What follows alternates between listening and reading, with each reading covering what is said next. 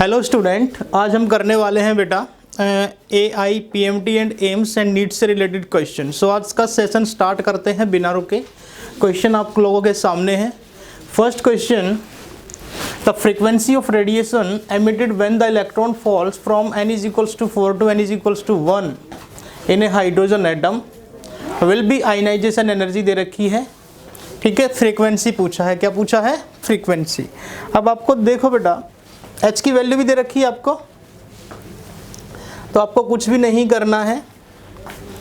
Question देखो, आपके पास एक हाइड्रोजन एटम है, हाइड्रोजन एटम जिसका एटॉमिक नंबर Z वो क्या रहेगा? 1। मतलब कि इलेक्ट्रॉन आपका कह रहा है कि n से n इज इक्वल्स टू 4 से n इज इक्वल्स टू 1 पे ट्रांजिशन कर रहा है। तो उस केस में आपसे फ्रीक्वेंसी पूछी है कि फ्रीक्वेंसी बताओ, मतलब कि आपसे न्यू पूछा है। क्या पूछा है? न्यू की वैल्यू पूछी है बेटा। तो सोल्व करो, कैसे करोगे? ठीक है, question is very simple. Question देखो क्या है, सिंपल, बहुत सिंपल क्वेश्चन है। मैंने आपको पढ़ाया था 1 upon lambda is equals to RH according to Bohr quantum number, Bohr atomic model. उसमें 1 upon n1 square minus 1 upon n2 square, यहाँ पे क्या रहेगा? Z square. ठीक है, अब ये 1 अपॉन जो लैम्डा है, 1 अपॉन लैम्डा वेलोसिटी क्या होता है? दिस, ये आप लोग पढ़ चुके ऑलरेडी प्लैंक्स क्वांटम थ्योरी में, है ना। इसका मतलब जो वेलोसिटी होता है वो लैम्डा अपॉन सेकेंड होता है, ऐसे कुछ लिखवाया था। और लैम्डा इंटू सेकेंड की पावर -1, इसको हम न्यू बोलते हैं। दैट इज, ये फॉर्मूला बनता है। ठीक है, तो यहाँ से आप लैम्डा की वैल्यू निकाल लो। लैम्डा की वैल्यू क्या रहेगी? C upon new. तो ये वैल्यू यहाँ पुटअप कर दो, लैम्डा की वैल्यू ये वाली यहाँ पुटअप कर दो। सिंपल है, आयनाइजेशन एनर्जी की आपको नीड भी नहीं पड़ेगी। तो आपने यहाँ पे लैम्डा की जगह क्या रख दिया? C अपॉन न्यू रख दिया। तो 1 upon C upon nu is equals to RH की वैल्यू 10⁻⁷ मीटर की पावर -1, n1 आपका 1 रहेगा, 1 का स्क्वायर 1 होता है, और n2 आपके पास कितना है? 4, और 4 का स्क्वायर क्या होता है जी? 16। और Z की वैल्यू क्या है यहाँ पे? Z की वैल्यू ध्यान से देखो, Z is the hydrogen atom, और हाइड्रोजन एटम के लिए एटॉमिक नंबर क्या होता है? 1। इसको ऊपर लेके जाओगे, न्यू तो चला जाएगा जी ऊपर, और C रहेगा नीचे। C is the velocity of light. Velocity of light, इसको इधर मल्टीप्लाई कर दो। इधर मल्टीप्लाई करोगे तो क्या बनेगा? अरे न्यू ऊपर चला जाएगा तो C नीचे रहेगा ना, और C को इधर मल्टीप्लाई करोगे, C इंटू 10⁻⁷ मीटर की पावर -1। यहाँ पे क्या आ गया? 15/16। कैलकुलेशन करोगे जब 16 एलसीएम आएगा, 16 - 1 दैट इज 15/16। ये ठीक है।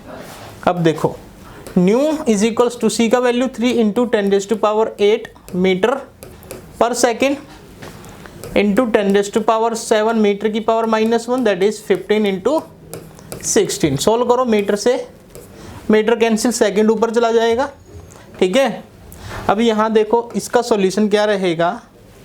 आपके पास 15 को 3 से मल्टीप्लाई करने पे 45 आएगा, that is 10⁻15 10⁸ 10⁻7 base same power add, 10⁻15 हो गया, नीचे 16 हो गया। अब 45 को डिवाइड कर लो, कितने पे डिवाइड हो रहा है? 16 2 जा 32, 5 में से 2 गया 3, है ना। तो यहाँ पे 0 समथिंग 2.0 इंटू 10⁻15 सेकेंड की power -1 that is the frequency. आपका आंसर रहेगा, चेक कर लो एक बार ऑप्शन में। ठीक है, ऑप्शन देखो क्या रहे आपके पास। हाँ, ये रहा ऑप्शन नंबर 3। यही होगा ना ऑप्शन नंबर 3 आपके पास। क्वेश्चन का आंसर जो आएगा दैट इज ये वाला 2.0 इंटू 10⁻15 पर सेकेंड। कैलकुलेशन करके देख लेना बेटा, 1 मिनट कैलकुलेशन एक बार पार्ट करके ही देख लो। ठीक है, यहाँ पे जो कैलकुलेशन का पार्ट रहेगा, 15 को अगर आप 16 से 45 को 16 से डिवाइड करोगे तो 16 2 जा 32, 3 यहाँ पे 0 लगाया आपने, है ना, यहाँ पे 1 और यहाँ पे क्या जाएगा 0, सॉरी 0 0 0 0 तो लगेगा ना, तो पॉइंट लग जाएगा उसके लिए, तो यहाँ पे पॉइंट लग गया, ये 0 नहीं रहेगा, दैट इज़ ये शायद आपका 8 पे कटेगा, है ना। तो 8 पे कटेगा तो 2.8 रहेगा, और 2.8 आपका जब आएगा 2.8 इंटू 10⁻15 सेकेंड की पावर -1, तो इसको आप 3.0 लिख सकते हो, सेकेंड की पावर -1। तो आपका आंसर चेंज हो रहा है भाई, यहाँ पे ध्यान से देखो, आपका आंसर ये रहेगा 3.08 इंटू 10⁻15 सेकेंड की power -1। This is a simple question. एक बार फिर से दिखा दूं, आपके पास ट्रांजिशन n=4 से n=1 पे हो रहा था, हाइड्रोजन एटम है, तो आपको फ्रीक्वेंसी बतानी है, फ्रीक्वेंसी, ठीक है। और फ्रीक्वेंसी बताने के लिए मैंने क्या बताया अभी, आपके पास क्वेश्चन यही था ना, तो मैंने यहाँ पे दिखा दिया।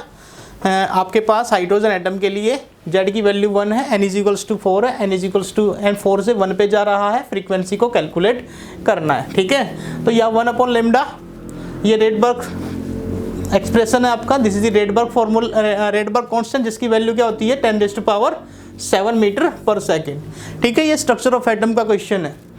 1/n1 square minus 1/n2 square that into Z square. यहाँ पे देखो बेटा, वो लैम्डा जो वेलोसिटी होता है आपका, वो लैम्डा इंटू न्यू होता है, तो न्यू से आप क्या निकाल सकते हो, लैम्डा की वैल्यू निकाल सकते हो c/न्यू, और ये वैल्यू यहाँ पर पुटअप करके आपको फ्रीक्वेंसी कैलकुलेट करनी है।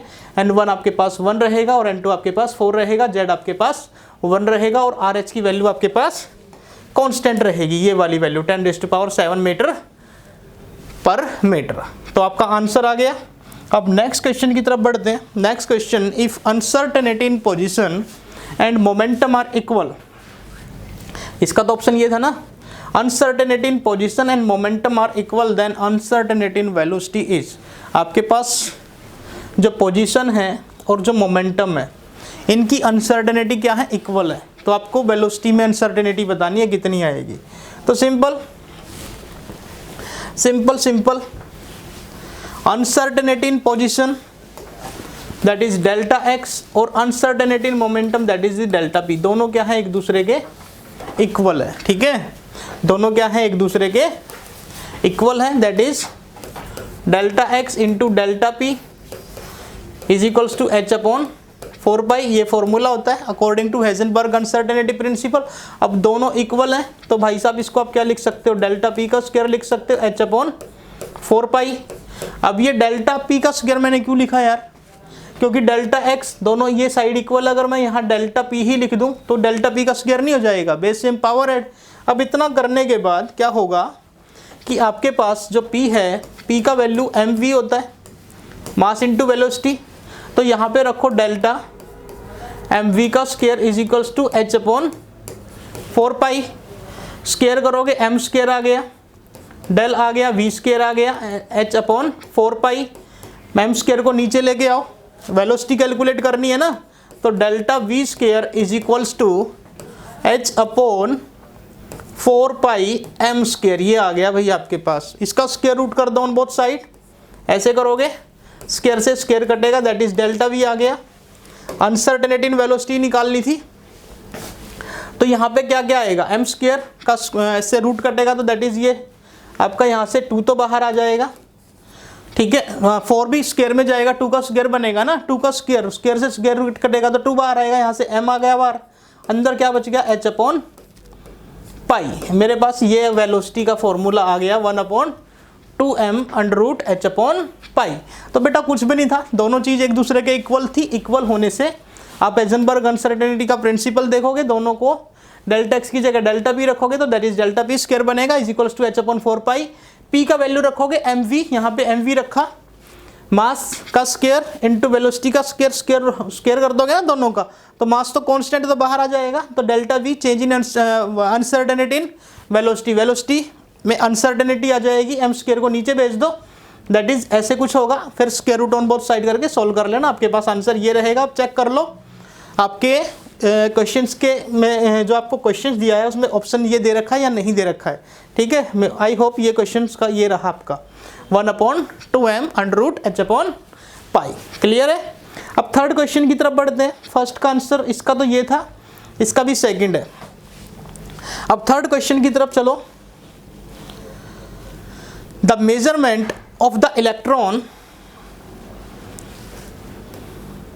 the measurement of the electron position is associated with an uncertainty in momentum which is equals to 1 into 10 raised to power 18 gram centimetre second की पावर -1। देखो बेटा, आपके पास ये चीज़ गिवन है, ठीक है, मतलब आपको अनसर्टेनिटी इन मोमेंटम दे रखा है। क्या दे रखा है? Uncertainty in momentum. तो आप यहाँ से अनसर्टेनिटी पोजीशन निकाल सकते हो, measurement of the electron position है ना, दैट इज डेल्टा एक्स आएगा। आपको क्या निकालना? The uncertainty in electron velocity, ठीक है। सिंपल, आपके पास सिर्फ मोमेंटम दे रखा है 1 इंटू 10 रेज़्ड टू पावर -18 ग्राम पर सेंटीमीटर क्यूब। अब देखो बोर्ड पे चलते हैं, आपको मोमेंटम दे रखा है delta B 1 into 10 raised to power -18 gram centimetre second की पावर -1। ये आपके पास मोमेंटम गिवन है। So delta X into delta P is equals to h/4 होगा। ये तो सही है बात। अच्छा, डेल्टा एक्स यहाँ से क्या आ जाएगा? डेल्टा एक्स आ जाएगा h/4 डेल्टा पी के इक्वल आ जाएगा। ये भी बात सही है, ठीक है। तो आप यहाँ से वेलोसिटी कैलकुलेट कर लो। वेलोसिटी के लिए फॉर्मूला बनाओ, delta X into M delta V. मैंने मोमेंटम को लिख दिया जी M delta V is equals to h/4 and delta V का जो वैल्यू है h/4, एम भी नीचे आ गया एम और डेल्टा एक्स भी नीचे आ गया, ठीक है। ये वैल्यूज नीचे क्रॉस कर जाएंगी। डेल्टा एक्स का वैल्यू यहाँ से क्या ले रखा है? ये वाला equation number first. Equation number first की वैल्यू यहाँ पे पुट कर दो इक्वेशन नंबर सेकंड के अंदर, ठीक है। इक्वेशन नंबर 1 की वैल्यू इक्वेशन नंबर 2 के अंदर पुट कर दो। पुट करने से क्या होगा?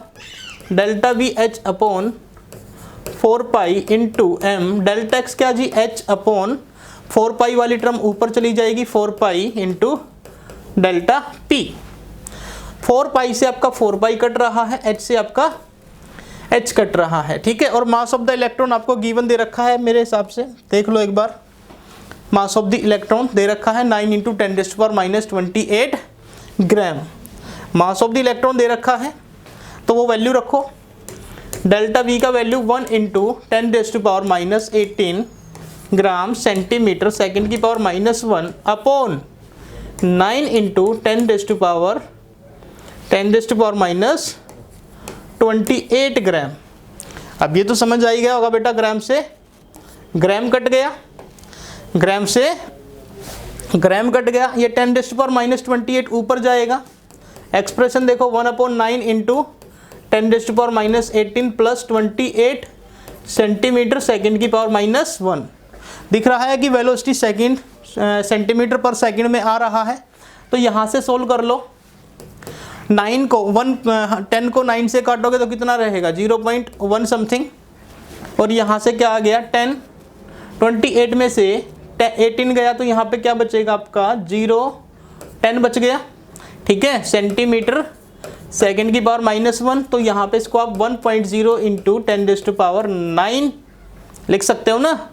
इस पॉइंट को यहाँ शिफ्ट कर दो, इस पॉइंट को यहाँ शिफ्ट करोगे तो इसका मतलब 0.1/10 नीचे लगेगा, 10 ऊपर। हाँ, तो ये ऐड हो जाएगा, दैट इज ये 11 हो जाएगा सेंटीमीटर सेकेंड की पावर -1। तो आंसर क्या आ गया? 1.0। आंसर क्या आ गया? 1.0 10 raised to power 11 centimetre second की पावर -1 सेंटीमीटर पर सेकेंड में आंसर आ गया। चेक कर लो भाई आंसर दे रखा है या नहीं दे रखा, देख लो। 1 into 10 raised to power 11 centimetre per second. Answer clear है? क्वेश्चन समझ आ गया? थर्ड क्वेश्चन सिंपल क्वेश्चन था। And question number 4, maximum number of electron in a subshell of an atom is determined by the following. एक subshell के अंदर आपको number of electrons बताने हैं। एक सबसेल के अंदर आपको नंबर ऑफ इलेक्ट्रॉन्स बताने हैं और उनको बताने के लिए इनमें से कौन सा एक्सप्रेशन है ये बताना आपको। कि ये वाला नंबर ऑफ इलेक्ट्रॉन्स बताएगा सब सेल के अंदर, या फिर ये वाला बताएगा, या फिर ये वाला। एक एक को आपने हिट एंड ट्रायल मेथड से करके देखना है। 2n स्क्वायर ये ऑर्बिट के अंदर इलेक्ट्रॉन बताता है कि एक ऑर्बिट के अंदर मैक्सिमम कितने इलेक्ट्रॉन आ सकते हैं, ठीक है, प्रिंसिपल क्वांटम नंबर के अकॉर्डिंग। आपको सब सेल के अंदर इलेक्ट्रॉन बताने हैं। अब सब सेल के अंदर इलेक्ट्रॉन बताने के लिए मैं इस वाले को चूज कर रहा हूँ 4l+1+2 को। इसको तो मैं नहीं लूंगा क्योंकि ये मेरा पहला ऑप्शन गलत हो गया, बिकॉज n2n स्क्वायर आपके नंबर ऑफ इलेक्ट्रॉन बताता है किसके अंदर, ऑर्बिट के अंदर, सेल के अंदर, ऑर्बिट के अंदर या फिर सेल के अंदर। ये वाला फॉर्मूला हम एक बार देख लेते हैं चेक करके, ठीक है, सही है या गलत। आपके पास क्वेश्चन नंबर ये था आपके पास 4l+2, ठीक है, एक सब ऑर्बिट के अंदर मैक्सिमम कितने इलेक्ट्रॉन आ सकते हैं। हम देखते हैं बेटा, l की वैल्यू 1 ले लेते हैं। क्या? l की वैल्यू 1। अब l की वैल्यू 1 लेते ही जो आपका ml रहेगा -1, 0 एंड +1 रहेगा, ठीक है। तो इसमें 3 ऑर्बिटल्स हो गए। कितने ऑर्बिटल्स हो गए? 3 ऑर्बिटल्स हो गए। और इसमें कितने इलेक्ट्रॉन्स आ गए? 6 इलेक्ट्रॉन आ सकते हैं मैक्सिमम, ठीक है। तो l की वैल्यू 1 रखने पे एक सब ऑर्बिट के अंदर 3 ऑर्बिटल्स हैं ये वाले, ठीक है। एक सब ऑर्बिट के अंदर 3 ऑर्बिटल्स हैं जिसके पास मैक्सिमम 6 इलेक्ट्रॉन आ सकते हैं। और सब ऑर्बिट कौन सा है? l की वैल्यू यहाँ पे 1 है, मतलब p सब ऑर्बिट है, ठीक है। अब यहाँ पे देखो l की वैल्यू 1 रख दे, 4 × 1 + 2, 4 1 जा 4 + 2 मतलब 6 इलेक्ट्रॉन इसने भी दिखा दिए जी, यहाँ पे 6 इलेक्ट्रॉन इसमें आ सकते हैं। चलो इसमें एक और ट्राई कर लेते हैं। l की वैल्यू 0 ले लें। अब बताओ कि l की वैल्यू 0 रखने पे s सब ऑर्बिट के अंदर कितने इलेक्ट्रॉन आ सकते हैं? l की वैल्यू 0, ml इसमें एक ही ऑर्बिटल और एक ऑर्बिटल में मैक्सिमम 2 इलेक्ट्रॉन आ सकते हैं। तो चेक कर लो, 4 × 0 + 2, ये 0 + 2 कितना आ गया? Maximum 2 electron. तो इसका मतलब ये मेरे पास फॉर्मूला बन गया।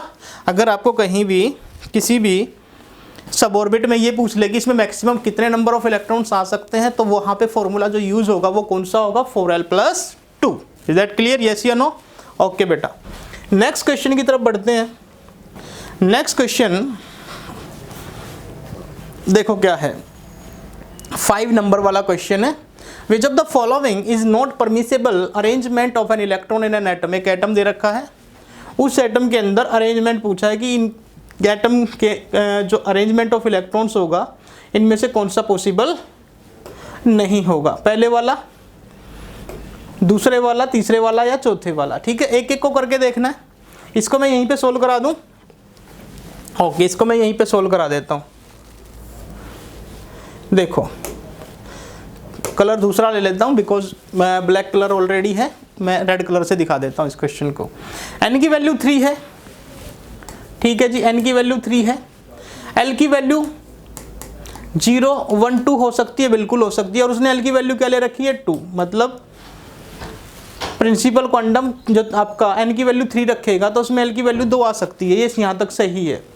m की वैल्यू क्या रह सकती है? -2 -1 -0 +1 एंड +2, मतलब m +1 -2 भी हो सकता है। मतलब इसके एक ऑर्बिटल के अंदर एक इलेक्ट्रॉन आ सकता है, मतलब ये राइट है भाई, ठीक है, मतलब ये बात सही है।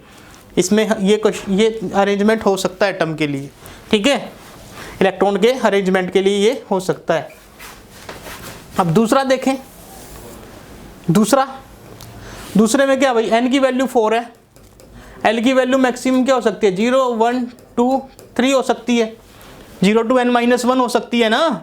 अब ये देखो n 4 है तो l 0 है, 0 है, बिल्कुल है जी। अब l 0 है तो ml भी 0 हो सकता है, बिल्कुल हो सकता है। और इसके ऑर्बिटल में एक इलेक्ट्रॉन आ सकता है, क्लॉकवाइज हो चाहे एंटी क्लॉकवाइज हो। तो इसका मतलब ये अरेंजमेंट भी पॉसिबल है। अब अगले अरेंजमेंट की बात करें, अगले अरेंजमेंट में देखो n = 5, l की वैल्यू क्या हो सकती है? 0 हो सकती है, 1 हो सकती है, 2 हो सकती है, 3 हो सकती है, 4 हो सकती है। तो यहाँ पे देखो l की वैल्यू 3 दिखा रखी है ना इसने, तो l की वैल्यू 3 तो हो सकती है। और जब 3 होगा तो m क्या हो सकता है? -3 हो सकता है, -2 हो सकता है, -1 हो सकता है, 0 हो सकता है, +1 हो सकता है, +2 हो सकता है और +3 हो सकता है। इसका मतलब m आपका 0 भी हो सकता है जब आपकी l की वैल्यू 3 होगी, ठीक है। तो इसका मतलब इसका एक ऑर्बिटल है, इसमें एक इलेक्ट्रॉन आ सकता है, चाहे एंटी क्लॉकवाइज चाहे क्लॉकवाइज। इसका मतलब ये अरेंजमेंट भी सही है। अब बात करते हैं नंबर 4 अरेंजमेंट। ये अरेंजमेंट सही है या गलत? लास्ट में यही बचता है, तो आई होप ये आंसर होने वाला है। फिर भी देख लेते हैं। n इज 3, l इज 0, 1, 2 तक जाएगी। अब l की वैल्यू तो m की वैल्यू तो -3 तभी हो सकती है जब l की वैल्यू 3 हो, बट l की वैल्यू तो 3 है ही नहीं। l की वैल्यू 0 है, 1 है और 2 है, तो इसका मतलब ये आपका आंसर रहेगा, ठीक है। ये नहीं रहेगा, ये नहीं रहेगा, ये नहीं रहेगा। ये एटम के लिए, इलेक्ट्रॉन के डिस्ट्रीब्यूशन के लिए पॉसिबल है, बट ये फैक्टर पॉसिबल नहीं है। तो option number 4 is your right answer. Is that clear? Yes या नो? ओके बेटा। अब नेक्स्ट क्वेश्चन की तरफ बढ़ते हैं। नेक्स्ट क्वेश्चन देखो। नेक्स्ट क्वेश्चन आपकी स्क्रीन के ऊपर दिखाई दे रहा होगा कि 0.66 किलोग्राम AIPMT 2010 में आया हुआ क्वेश्चन है। A 0.66 kilogram ball is moving with the speed of 100 metre per second. देखो इसमें दो चीज दे रखी हैं। एक तो बॉल का वेट दे रखा है, कितना? 66 केजी सॉरी, और एक बॉल की स्पीड दे रखी है, क्या? 100 मीटर पर सेकेंड। उससे पूछा है कि इसके साथ जो वेवलेंथ एसोसिएटेड है वो वेवलेंथ बताओ कितनी रहेगी, ठीक है। तो वेवलेंथ बताने के लिए आपको देख लो बॉल का वेट। बॉल का वेट कितना है? बॉल का वेट, बॉल का जो मास है वो कितना है? 0.66 किलोग्राम है। और बॉल की जो वेलोसिटी है वो कितनी है? 100 मीटर पर सेकेंड। आपको लैम्डा निकालना है, और ये क्या होता है? H/mv according to de Broglie hypothesis, de Broglie equation, यही वाला होता है ना फॉर्मूला। तो इस फॉर्मूले में वैल्यू रख दो, आंसर आ जाएगा। कैसे? H का वैल्यू 6.6 इंटू 10⁻⁻34 जूल सेकेंड। मास कितना है यहाँ पे? 0.66 kg, और वेलोसिटी क्या है? 100 मीटर पर सेकेंड। अब भाई ये जूल है, ठीक है। इस जूल को आपको इसको यूनिट में चेंज कर लो, है ना। कैसे करोगे? हाँ, joule is the energy, energy का फैक्टर है। और वर्क क्या होता है? Force into displacement. क्या होता है? फोर्स इनटू डिस्प्लेसमेंट होता है ना। वर्क, वर्क भी तो एनर्जी है। तो यहाँ पे देखो बेटा, जो फोर्स है उसको हम मास इनटू एक्सीलरेशन लिख सकते हैं, दैट इज द डिस्प्लेसमेंट। मास को किलोग्राम में लिख लो, एक्सीलरेशन को मीटर पर सेकंड स्क्वायर में लिख लो, और डिस्प्लेसमेंट में को भी मीटर में लिख लो, that is metre square second square. ये आपकी यूनिट आ गई। तो जूल को आप 1 जूल को आप किलोग्राम मीटर स्क्वायर पर सेकंड स्क्वायर लिख सकते हो। जो एक्सीलरेशन का जो यूनिट होता है वो मीटर पर सेकंड स्क्वायर होता है। यहाँ पे मीटर पर सेकंड आएगा, that is displacement is also metre into metre square. तो ये यूनिट आप यहाँ पे लगा दो ताकि आपके क्वेश्चन का आंसर सही हो जाए। 6.6 into 10⁻⁻34 kilogram metre square upon second square. और यहाँ पे बेटा सेकंड भी है क्योंकि जूल सेकंड है ना। तो यहाँ पे देखो इस सेकंड से एक सेकंड काट दो। अब नीचे क्या? 0.66 kg, और यहाँ पे क्या? 100 मीटर पर सेकंड। तो सेकंड से ये वाला सेकंड भी कट जाएगा, और एक मीटर से ऊपर वाला मीटर कैंसिल आउट हो जाएगा, ठीक है। अब इतना करने के बाद आपके पास लैम्डा आपके पास बन के आ गया 6.6 इंटू 10⁻⁻34 मीटर। किलोग्राम से किलोग्राम भी कट गया ना। और यहाँ पे क्या बच गया? यहाँ पे आपके पास 0.66 इंटू 100। अब 100 को ऊपर लेके जाओगे तो आप देखो क्या होगा। या तो फिर पॉइंट इसका हटा दो, यहाँ 100 लेके आओ, इसका पॉइंट हटा दो, नीचे 10 लेके आओ। इस 100 से ये 100 कटा, इस 66 से ये 66 कटा, तो 1 इंटू 10⁻⁻35 मीटर, ठीक है। तो आपके पास जो लैम्डा आ गया वो शायद कितना आ गया? 1 इंटू 10⁻⁻35 मीटर, ठीक है। अब चेक करते हैं बेटा आंसर ये सही है या गलत। दे रखा है 1 इंटू 10⁻⁻35 मीटर, ये रहा आपका सेकंड ऑप्शन। क्लियर? यस या नो? तो ये 6 नंबर का क्वेश्चन था, ये भी बहुत सिंपल क्वेश्चन था। अब नेक्स्ट क्वेश्चन की तरफ बढ़ते हैं। नेक्स्ट क्वेश्चन आपके सामने है, the total number of atomic orbitals in fourth energy level of an atom. एक एटम है, ठीक है, एक एटम है, उसका फोर्थ एनर्जी लेवल है, उसमें नंबर ऑफ ऑर्बिटल्स कितने हो सकते हैं। देखो बेटा, इसको मैं यहीं कराऊंगा इस क्वेश्चन को। फोर्थ एनर्जी लेवल मतलब n का वैल्यू 4, n का वैल्यू 4, तो L का वैल्यू क्या रहेगा, 0 1 2 3। ये s सब ऑर्बिट, ये p सब ऑर्बिट, ये d सब ऑर्बिट और ये f सब ऑर्बिट। s में एक ऑर्बिटल होता है, p में 3 ऑर्बिटल होते हैं, इसमें एक ऑर्बिटल, इसमें p में 3 ऑर्बिटल, d में 5 ऑर्बिटल और f में 14 ऑर्बिटल, सॉरी 7 ऑर्बिटल। कितने ऑर्बिटल, 7।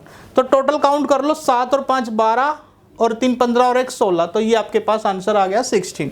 कि आपसे पूछा था कि फोर्थ एनर्जी लेवल में total number of atomic orbitals कितने हो सकते हैं। तो मैंने यहाँ पे दिखाया n का वैल्यू 4, तो L का वैल्यू 0 1 2 3। तो आप यहाँ पे ये s हो गया, 0 के लिए s होता है, 1 के लिए p होता है, 2 के लिए d होता है और 3 के लिए f होता है। s में एक ऑर्बिटल होता है, p में 3 ऑर्बिटल होते हैं, d में 5 ऑर्बिटल होते हैं और f में 7 ऑर्बिटल होते हैं। सबको ऐड कर दो, ऐड करने से आपका आंसर क्या रहेगा, 16 रहेगा। तो आपका second is your right answer. Okay, so next question देखते हैं। If n is equals to, इसको रब कर देते हैं एक बार, ठीक है। क्वेश्चन तो समझ आ ही गया होगा, वीडियो को पॉज करके देख लेना। If n is equals to 6, the correct sequence for filling of electrons will be. आपके पास ऑर्डर दे रखा, n की वैल्यू 6 दे रखी है और कह रहा है कि इलेक्ट्रॉन्स को फिल करना है, सीक्वेंस में फिल करना है, तो कौन सा फैक्टर सही रहेगा, कौन सी सीक्वेंस करेक्ट रहेगी। आपने अफबाउ प्रिंसिपल पढ़ा था कि इलेक्ट्रॉन्स को जब हम फिल करते हैं तो जो लोअर एनर्जी के ऑर्बिटल्स होते हैं उनको हम पहले उनमें इलेक्ट्रॉन भरते हैं, आफ्टर दैट हम इंक्रीजिंग ऑर्डर में इलेक्ट्रॉन्स को भरते चले जाते हैं। बट सबसे पहले कौन से ऑर्बिटल में इलेक्ट्रॉन भरेंगे, जिसका एनर्जी सबसे कम होगा। तो आपने इनमें सबसे कम एनर्जी का ऑर्बिटल्स फाइंड आउट करना है। अब सबसे कम एनर्जी का ऑर्बिटल फाइंड आउट करने के लिए आपको एक रूल लगाना है, जिसको हम n+l रूल बोलते हैं। n+l रूल, n यहाँ पे प्रिंसिपल क्वांटम नंबर और l यहाँ पे एजीमुथल क्वांटम नंबर। अब आपके पास एक तो ns है, एक आपके पास n-2 है f, एक आपके पास n-1d है और एक आपके पास np है, ठीक है। पहले आप इनका n+l वैल्यू निकाल लो। क्या निकाल लो, n+l वैल्यू। n+l वैल्यू कैसे निकालोगे, देखो n का वैल्यू तो 6 है भाई। देखो s का वैल्यू क्या रहे, यहाँ पे l का वैल्यू, s के लिए तो 0 रहेगा, p के लिए 1 रहेगा, d के लिए 2 रहेगा और f के लिए 3 रहेगा। l का वैल्यू ये ध्यान रखना है, अभी तो मैंने बताया था। तो n आपके पास 6 है और s आपके पास 0 है, दैट इज 6s हो गया ये, ठीक है। उसके बाद यहाँ पे देखो n-2f, n का वैल्यू कितना है, n का वैल्यू यहाँ पे, सॉरी यहाँ पे इसको पहले सोल्व कर लेते हैं। n का वैल्यू 6 है, तो ये हो गया आपके पास 4f, ये आपके पास हो गया n6-1 5d, ये आपके पास हो गया 6p, ठीक है। अब यहाँ पे इसका n+l वैल्यू निकालो। क्या निकालो, n+l वैल्यू। 6 + 0 ये 6 हो गया, 4 + 3, f का तो 3 होता है ना, ये 7 हो गया, ठीक है। एक बार पूरा ध्यान से लिख दूं ताकि कोई दिक्कत ही ना आए। 6 + 0, 4 + 3 एंड 5 + 2 एंड 6 + 1। s के लिए मैंने 0 लिखा, p के लिए मैंने 1 लिखा, d के लिए मैंने 2 लिखा और f के लिए मैंने 3 लिखा, ठीक है। अब देखो बेटा, यहाँ से कितना आएगा, यहाँ से 7, यहाँ से 6 आएगा, यहाँ 7 आएगा, यहाँ पे भी 7, यहाँ पे भी 7।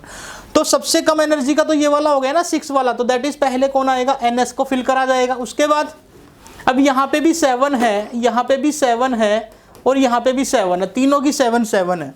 अब डिसीजन कैसे ले भाई, n+l वैल्यू तो सबका सेम आ गया, तीनों का सेम आ गया, तो यहाँ पे डिसीजन आप, जिसका n का वैल्यू बड़ा होगा उसका एनर्जी ज़्यादा होगा और जिसका n का वैल्यू कम होगा उसका एनर्जी कम होगा। तो यहाँ पे देखो n का वैल्यू किसका कम है, n का वैल्यू 4f का कम है। किसका कम है, 4f का। तो इसमें देखो n का वैल्यू 4 है, इसमें n का वैल्यू 5 है और इसमें n का वैल्यू 6 है, तो n का वैल्यू इसमें कम है 4। तो इसके बाद कौन आएगा, n-2 F आएगा। आफ्टर दैट कौन आएगा? आफ्टर दैट 5D आएगा, और 5D कौन है? n-1D, और सबसे लास्ट में कौन आ गया? NP। अब ये फैक्टर चेक कर लो कौन सा है बेटा, NS, n-2F, n-1D और NP है कहीं पे? NS, n-2F, n-1D, that is the first choice.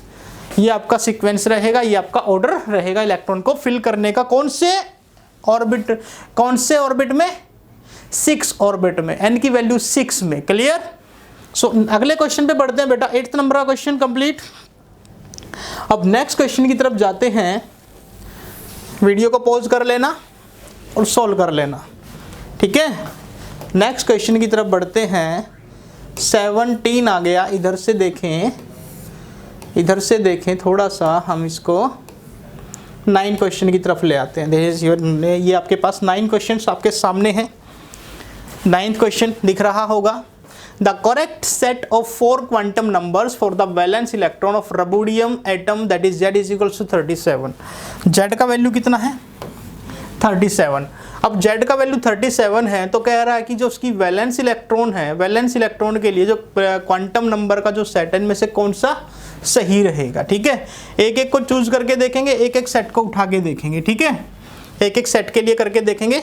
तो देखो बेटा, आपके पास Z रुबिडियम एटम है दैट इज 37 रुबिडियम, और कौन से ग्रुप में आता है? फर्स्ट ग्रुप में आता है lithium, sodium, potassium, rubidium, hydrogen. ये फर्स्ट पीरियड में, ये सेकंड पीरियड का है, ये थर्ड पीरियड का है, ये फोर्थ पीरियड का, और ये फिफ्थ पीरियड का है। ठीक है, 5वें पीरियड का है।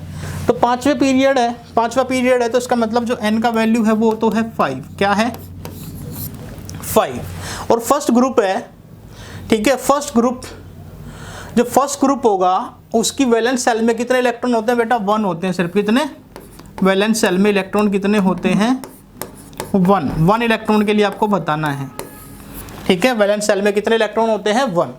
n का वैल्यू 5 है तो बेटा l का वैल्यू क्या क्या हो सकता है? 0 हो सकता है, 1 हो सकता है, 2 हो सकता है, 3 हो सकता है, 4 हो सकता है। ये वैल्यूज आपकी हो सकती है। ठीक है, बट अगर l का वैल्यू 0 है तो ml का वैल्यू भी क्या हो जाए? 0।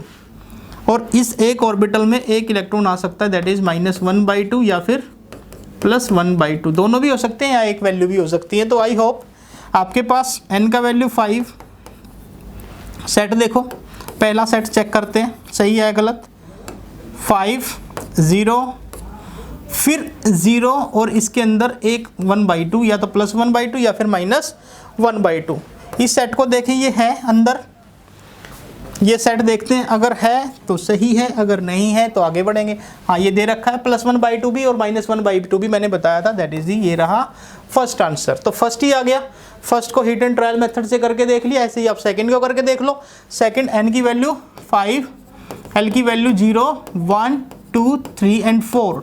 ठीक है, l की वैल्यू अगर 1 होगी, ठीक है, तो l की वैल्यू 1 होगी तो ml की वैल्यू -1 भी हो सकती है, 0 भी और +1 भी, बट यहाँ पे 0 लेनी है l की वैल्यू 1 लेने पे। ठीक है, तो ये करेक्ट सही रहेगा। l की वैल्यू 0 है तो ml की वैल्यू भी यहाँ पे 0 है। तो that is the first choice is your answer. Clear? Yes या नो? एंड अगले क्वेश्चन की तरफ चलते हैं। अगला क्वेश्चन आपके स्क्रीन के ऊपर है। The orbital angular momentum of A p electron is given AIPMT 2012। मैंने जितने भी क्वेश्चन कराए हैं अभी तक AIPMT से रिलेटेड कराए हैं। इसमें आगे जो क्वेश्चंस आएंगे एम्स से रिलेटेड भी आएंगे, और जो आगे क्वेश्चंस आएंगे वो नीट से रिलेटेड भी आएंगे। तो ये सेशन चलता रहेगा। ठीक है, the orbital angular momentum of p electron is given. आपके पास orbital of angular momentum given है, नीचे दिखा रखे हैं, और p इलेक्ट्रॉन के लिए इनमें से कौन सा राइट चॉइस हो सकता है? p इलेक्ट्रॉन के लिए यहाँ पे कौन सा राइट चॉइस हो सकता है? p इलेक्ट्रॉन है, एंगुलर मोमेंटम p इलेक्ट्रॉन। देखो बेटा थोड़ा सा ध्यान दो, s electron, p electron, d electron, f electron, है ना। इसमें l का वैल्यू 0 होता है, इसमें l का वैल्यू 1 होता है, इसमें l का वैल्यू 2 होता है, इसमें l का वैल्यू 3 होता है। जब हम स्क्रोडिंगर वेव इक्वेशन को सोल्व करते हैं क्वांटम मैकेनिकल मॉडल से, जब हम वेव स्क्रोडिंगर इक्वेशन से उसकी जब हम कैलकुलेशन करते हैं, तो कैलकुलेशन करने से हमें angular momentum of the electron पता चलता है, that is orbital angular momentum. Orbital angular momentum वो क्या होता है? ऑर्बिटल एंगुलर मोमेंटम वो होता है आपका L into L plus 1 H upon 2 pi, that is the orbital angular momentum of the electron. S के लिए भी निकाल सकते हो, P के लिए भी एंड D के लिए भी एंड F के लिए भी। अब भाई P इलेक्ट्रॉन के लिए पूछा है, तो P इलेक्ट्रॉन के लिए L का वैल्यू क्या होने वाला है? L का वैल्यू 1 होने वाला है। क्या? L का वैल्यू 1। तो L का वैल्यू यहाँ पे 1 रख दो, 1 इंटू 1 प्लस 1 H अपॉन 2 पाई। तो 1 प्लस 1 कितना हो जाएगा? 2 √2। तो ये √2 H अपॉन 2 पाई। थोड़ा सा कैलकुलेट करना चाहते हो तो कर सकते हो मैथमेटिकली। कैसे करोगे? ये जो 2 है नीचे √2, इस √2 को हम √2 √2 लिख सकते हैं, दैट इज पाई। इससे ये कट गया तो आंसर शायद ये भी हो जाए, वो तो अकॉर्डिंग टू आप आंसर देखोगे ना, H अपॉन √2 पाई। अब आप अपना आंसर चेक कर लो, ये वाला है ऑप्शन, अगर है तो सही है, अदरवाइज फिर हम उसको एक्सप्रेशन को चेक कर लेंगे। दिखा रखा है बेटा, that is the 4th answer is your right answer. Clear? अब नेक्स्ट क्वेश्चन की तरफ बढ़ते हैं। नेक्स्ट 11 क्वेश्चन, लास्ट क्वेश्चन देखते हैं बेटा इस वीडियो का। उसके बाद हम जो अगले क्वेश्चन से 12 से लेकर 13 तक वो हम नेक्स्ट वीडियो में करेंगे। ठीक है? हमारा जो लास्ट क्वेश्चन आज का, maximum number of electron in a subshell with L equals to 3 and N equals to 4। एक सब सेल के अंदर आपको इलेक्ट्रॉन बताने हैं कि मैक्सिमम कितने इलेक्ट्रॉन हो सकते हैं। ठीक है? अब वैसे तो अगर आप देखें, आपके पास फॉर्मूला भी गिवन होता है, अभी थोड़ी देर पहले बताया था सब सेल के अंदर इलेक्ट्रॉन्स, ये बताएगा 4L प्लस 2। तो L की वैल्यू यहाँ पे 3 रख दो, 4 3 जा 12 प्लस 2, तो इसका मतलब 12 प्लस 2 कितने हो गए? 14 हो सकते हैं। वैसे कैलकुलेशन भी करके देख सकते हो भाई। ठीक है? वैसे तो 4L प्लस 2 से आप किसी भी सब सेल में इलेक्ट्रॉन बता सकते हो, 4L प्लस 2 का यूज करके। अगर और सेल का पूछता है, किसका? अगर सेल का पूछता है तो आप 2n² का यूज करो, अगर आप सब सेल का पूछ रहा है तो 4L प्लस 2 का यूज करो, तो आपका आंसर क्या रहेगा? 14 रहेगा। ठीक है? सो बेटा वैसे आप कैलकुलेशन करना चाहो तो कर लेना। N इक्वल्स टू 4 है, L इक्वल्स टू 0 1 2 3। ठीक है? 4 ये यहाँ तक हो गया, ये S हो गया, ये P हो गया, ये D हो गया और ये F हो गया। ठीक है? Maximum number of electron is N equals to 4 और L इक्वल्स टू 3 के लिए पूछा है। किसके लिए? L equals to 3, man that is this F orbitals. Of F orbitals में, F ऑर्बिट में आपके मैक्सिमम 14 ही इलेक्ट्रॉन आ सकते हैं। सो बेटा आज हमने AIPMT से रिलेटेड 11 क्वेश्चंस कंप्लीट कर लिए। अब जो नेक्स्ट सेशन आएगा बेटा वो आएगा आपका नीट से रिलेटेड सेशन रहेगा और एम से रिलेटेड, मतलब इससे जो नेक्स्ट सीरीज चलेगी 12 से आगे चलेगी। सो बेटा पढ़ते रहिए, ठीक है, मेहनत करते रहिए और हम लोग अपनी तरफ से आपके लिए पूरी कोशिश करते रहेंगे, आपके लिए ऐसे ही अच्छे क्वेश्चंस लाते रहेंगे। सो बेटा thank you so much, have a nice day.